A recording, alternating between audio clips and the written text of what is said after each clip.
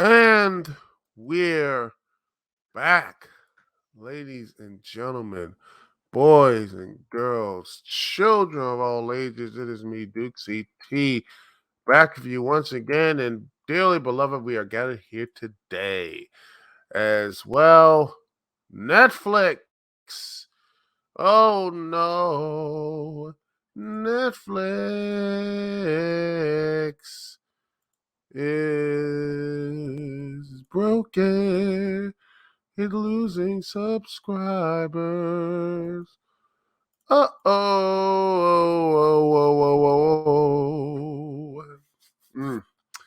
Well, this is a thing.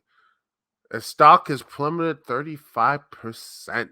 Netflix, ladies and gentlemen, they're on the bit of on the losing side. First time in their entire existence. And what happened? Oh man. What happened?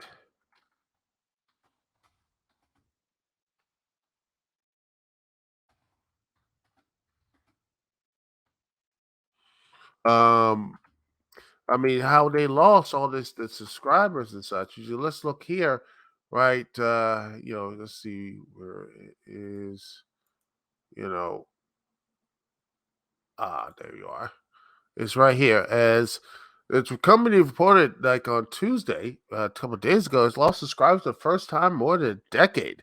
Exactly, just basically shocked Wall Street since shares plummeted 35%, wiping out 50 billion in market cap. And this was after the company's stock have dropped more than 40% a year to date. Yeah, exactly. The whole thing looks like bad for Netflix here in 2022. Once bullish experts and analysts who view Netflix as the linchpin of a transforming entertainment industry are now concerned about its growth going forward. And they're wondering what the future of the company and all streaming might look like. What worked until this point may not be working anymore. Michael Nason, a media analyst at Moffett Nason, told CNN Business, the world's changed. The question for Netflix, once untouchable king of streaming, has gone from what's next to what now. Let's see right here. See, they lost over 200,000 subscribers in the first quarter of 2022. Now, 200,000 out of 22 million, 21 over 200 million global subscribers may seem like more than a rounding error, but consider that service was expected to add 2.5 million users in the first 3 months of this year. That's it says right there a low bar that had already spooked investors in January. As that wasn't bad enough, Netflix said it expects to lose another 2 million subscribers in the current quarter. The company blames many factors of its subscriber exodus, including competition and widespread password sharing. Really? Yes. Um, let's see. In its letter to investors Tuesday, Netflix also pointed fingers at micro factors that are affecting many companies right now, such as the sluggish economy growth, increasing inflation, geopolitical events such as the Russian invasion of Ukraine, and some continued disruption from COVID. Pulling out of Russia alone cost the company 700,000 subscribers. But even without that, the company still would have missed out on its own expectations by nearly 2 million. Zach Sakai, the vice president of programming at research-based media firm Magid, I believe Netflix needs to answer two questions to change its current narrative. How do they turn the ship around and start increasing subs again? And how do they generate more revenue per sub? I think to, it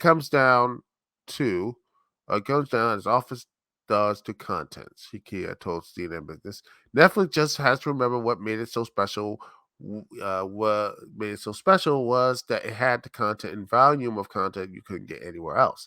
That's the value proposition they need to return to, but it's not as easy as flipping a switch. No matter how many billions Netflix spends on courting big talent and funding spectacular productions, if making great content was easy, everyone would be doing it. Spending more doesn't equal hits, Nathan said.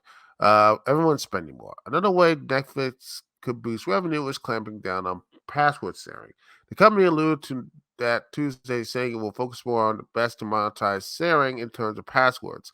And last month, Netflix said that over the last year, it's been working on ways to enable members who share outside their household to do so easily, and security are also paying a bit more. While we won't be able to monetize all of it right now, we believe it to be a large short to midterm opportunity, the company said Tuesday. But making customers pay for the privilege of sharing passwords could actually have a negative impact for the company, according to Nathan. Netflix already raised prices earlier this year, and any additional costs could alienate its base, which is already strapped for cash because of the economy and a surplus of streaming options. Is there going to be a spin down to cheaper plans, and or will the goodwill Netflix has generated just go away? Nathan says. Um, Another area to help Netflix advertising. CEO Reed Hastings has historically been strongly averse to adding commercials to the service. Not anymore. Think of us as quite open to offering even lower prices with advertising, said Hastings during the Tuesday post earnings call. Adding a cheaper advertising tier is already happening across streaming marketplaces. Disney, Hulu, HBO Max, which is owned by CNN partner company Warner Bros. Discovery, already offers such options. It makes sense for Netflix to eventually join them, Shakia said. We know that consumers don't have a problem with advertising as long as it's cheaper and there's no commercial option too. That said, with advertising comes with certain content restrictions, and that's something they may want to avoid. Ultimately, they need to ensure they have the content that consumers want, and then ensure they are monetizing that in the best way possible. Netflix getting its groove back is not important to the company and its investors, but also for all of streaming. The platform is synonymous with the industry. So if Netflix is struggling, that raises questions about streaming as a solid business model. On Wednesday, morning shares of companies that have built much of their business around streaming, such as Disney, Roku, Warner Bros. Discovery, and Paramount, were all down alongside Netflix. Netflix said Tuesday that it will continue to improve the service, and it remains at the top of the marketplace that is changing how people consume entertainment. So it has that going for it. This is just a reality check that is inevitable for a business head.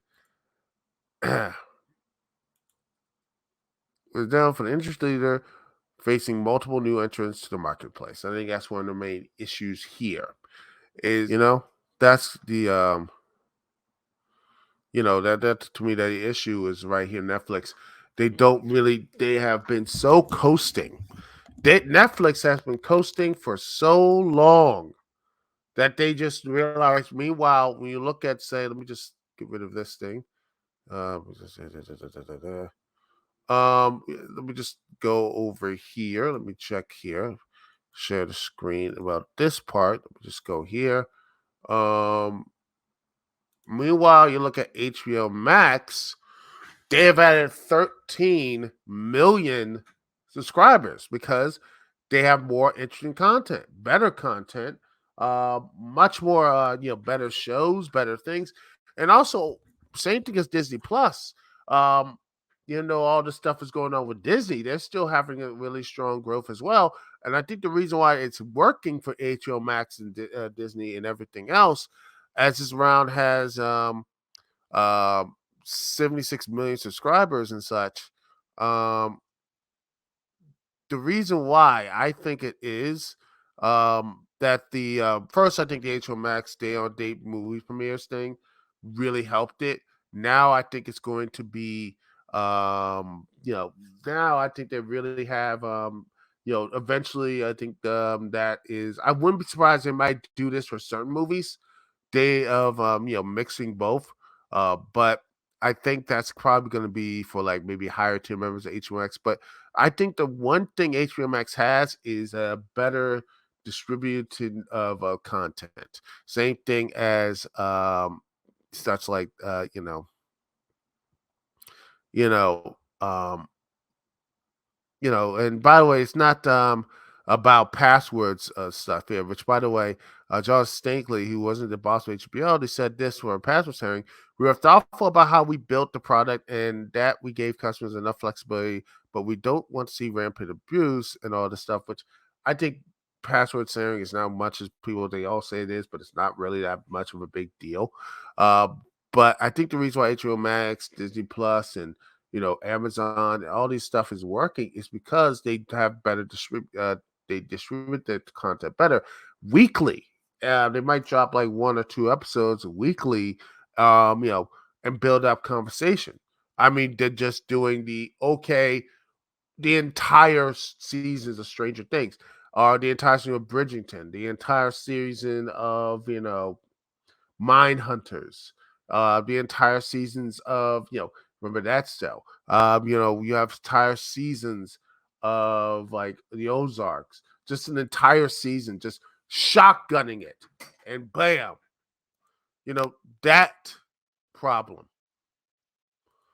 That is the issue right there, is that you continue to just have like this clump of episodes, and you know um that um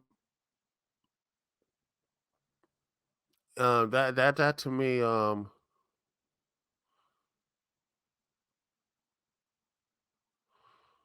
you know that's one of the issues of what's going on. Is I mean, this discrimination of content, just doing all this stuff and putting all this stuff there is not really making the marinate, and it hurts shows. Like, say, it does hurt them because you get all that stuff in, you're like, I can't really, you don't really appreciate it. And there's always and all this other stuff here. Looking at what's going on, there's a bit right here. Let me just put this thing here, right here, ladies and gentlemen. Netflix kills the Bone show. Remember, um, you know, Netflix animation. They, this is again has not been, this is on yesterday, of about the entire, Dismal Call and all this other stuff, which they look like they're trying to get back, but yet here it is. Um, the acquired, yeah, exactly. A focus on this is a vaunted animation department that that had like some really good stuff there. I mean, I would look say Cuphead, or you look at, say, for example, the Castlevania series. Um, but now look at what's going on here. Um, you know, uh, that let's see, Phil Reiner, the executive director of creative leadership and development of original animation, he that person is gone from the company this week, and several high profile anime projects, which has been just Bone, the comic series Bone, which has such a history trying to get on television, trying so hard to really get to that animated stuff, which um you know, that this whole thing has been a series of graphic novels that has been one of the most a fish out of water, trying to have it was a lighthearted comedy, a dark fantasy thriller. It's been tried, um, you know, it's one of the most highly loved, you know, stuff from like Jeff Smith, and he has been trying to get this show, you know, onto everything else. I mean, look, I'm saying here, right here on Wikipedia, here it is. They've been trying to late '90s, was trying to get this thing get into was Nickelodeon Movies was trying to push the adaptation of Bone, and they wanted to in fact, it's hilarious that Nickelodeon wanted the Bone Cousins to be voiced by child actors and wanted the film soundtrack to include pop songs from the likes of NSYNC. And considering what the stuff that Bone goes through in those comics, I just like, yeah, no. And then Warner Brothers Pictures bought the rights to the film series, and then this website confirmed that on March 13th, they had a deal with Warner Brothers that the Bone saga into a film series. And further information was given to 2011, saying that two scripts are already written and rejected, and a third is currently in the works, and will likely yield three separate computer animated 3D films.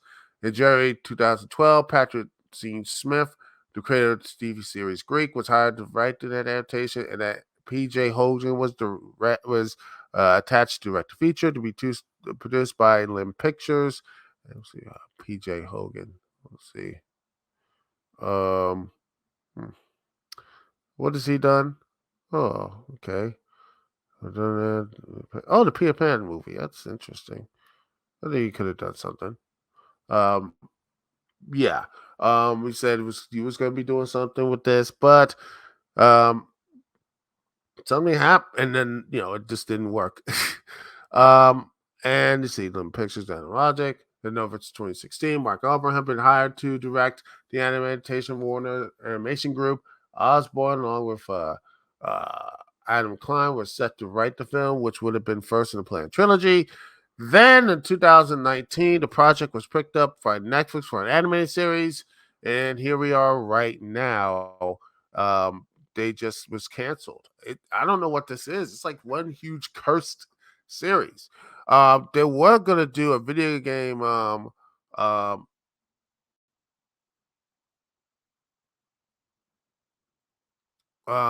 they have video games about Bone out of Boneville and the Great Cow Race, and they were both available downloaded on box form on Telltale's Red site. Uh, they were available on Steam, and they were delisted on Telltale's closure. So yeah, I'm like, wow, this this entire thing, the Bone series, has had terrible luck, ladies and gentlemen. This has had a terrible, terrible luck of really getting just been waiting for this entire thing, has been getting this whole uh you know since 1991 and now to 2004 when it ended, and people were excited and like frothing at the mouth for it, and now here we are, Netflix just completely just imploding on itself. And instead of actually this all this information, all the original animation, all the stuff is going on, it's just now it's gone. And you know, and here's the sad part is that when you go into the nitty gritty stuff, it gets a little bit sad because but the report written by Drew Taylor also devolves into Netflix overall treatment of animation creators who were once lured to the company with promises of creative freedom and are now frequently tossed stacks of data to justify the company limited advertising for and support of its animated shows. The company's slow response earlier on to the news that Elizabeth Io's excellent, and of course it's canceled. City of Ghost had won a Peabody Award. Edel was forced to basically launch a single person campaign to get to even get the service to acknowledge the victory. This after Netflix kept her in suspense whether the show was going to get another season. This show, by the way, another issue Netflix has. They just cancel stuff just to say, even if stuff wins awards, if it doesn't fit like the data or analytics, they don't care. And this stuff is one of I mean, yeah, it's sad. And now you have like a grim picture, like, since almost every conversation with big name creators who's line like so and so is now at Cartoon Network. Meanwhile, Netflix is apparently holding up its target animated show at the moment, a series that it doesn't produce but only licensed from DreamWorks, The Boss Baby, which is nice, okay. There's an audience for it, you know. There's an audience for it, but I don't think the best animated show should be like the baseline should be the Boss Baby. You understand? You know what I'm saying? I mean, stuff like, say, for example, the Castlevania show. Um, I think honestly, I wouldn't be surprised that it was probably Capcom. I don't know, Konami. I wouldn't be surprised if Konami was the ones pushing the stuff there. Konami and everything else. Um, Cuphead. I mean, after the first season, I'm like, I mean, it's there, and that's it. He-Man. There's a second cartoon of He-Man, and I know people don't like the Kevin Smith one, but there's a different one, which is so confusing, and it distracts how this whole thing works. And honestly, they should just go with that and master the universe with that. But yeah, the animation. It's confusing, and people just don't. Ah, this is again. I look upon this show. I look upon what's going on, and you know, hmm, you know, just hmm,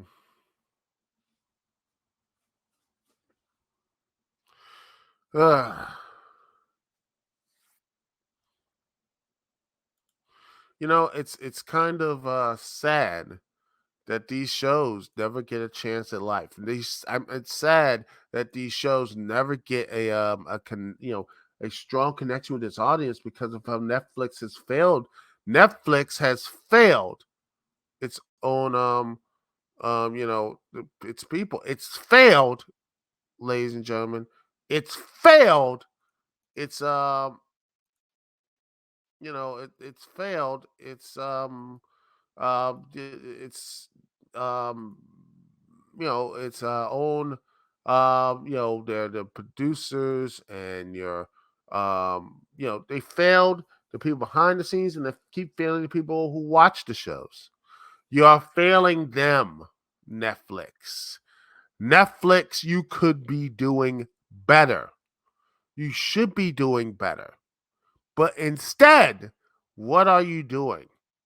What are you doing, Netflix? And just doing the same stupid, moronic stuff that has hurt that's hurting your company and hurting its own um, animation and everything. Until you start looking at until you start, I really think that you know, until they start um, you know, until they start um really, uh, you know, to start actually bringing the community, like reminding themselves, okay, what makes the content good, and stick with the shows and advertise them, not with maybe a little bit commercial, but outside the show, maybe on Twitter and Facebook, all this other stuff, and change the distribution instead of just shotgunning them. Maybe start releasing them once a week. Start saying, well, new episodes will be on Monday or Tuesday or Wednesday or Thursday or Friday or Saturday or Sunday. Have watch parties. Have things that people will connect to. Forms. I think maybe you could do like that. Maybe an online forms and such. Bring back ratings, people like that. Things like that give people a way to actually connect to connect with other people who want to watch the shows. If you do that, I truly believe people will come back to this. Will come back to your shows. Will come back to your stuff like that, and have stronger content, better content, and ways to make sure that you are back on top of the streaming world. That's what I think you need to do, and I think that's at the end of the day, if you do that, a lot of people will be a lot happy. Yeah, the people behind the scenes will be a lot happier, but also the people, your audience, your customers will be happier as well if you start, maybe, you know, change things instead of just trying to do the same things that was good years ago, but maybe switch things up. And that's what I think. Anyway, we're gonna take a small little breakity break. I'll be right back as we're gonna talk a little pro wrestling. And yes, AEW and New Japan Pro Wrestling. Yeah, we're going to talk about that as I will go into that forbidden door. We'll be right back here live on the Dukect Lounge. Thanks again for being here. Thanks for watching. Like, subscribe, and all that good stuff. Thanks again for being here. We'll be right back right after this.